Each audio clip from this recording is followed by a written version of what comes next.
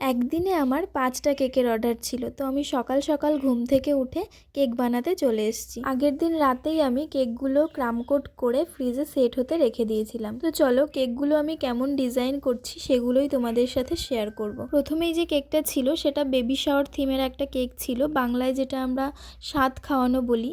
তো আমার একটা বান্ধবী এই কেকটা অর্ডার করেছিল। এরপর আমি একটা চকলেট কেক বানিয়েছিলাম, একটা রেড ভেলভেট, একটা ম্যাঙ্গো আর একটা স্ট্রবেরি ছিল। ভিডিওর লাস্টে কিন্তু আমি প্রত্যেকটা কেকের ছবি দিয়ে দেবো। 5টা কেক কিন্তু 5 রকমের ডিজাইনের মধ্যে আছে।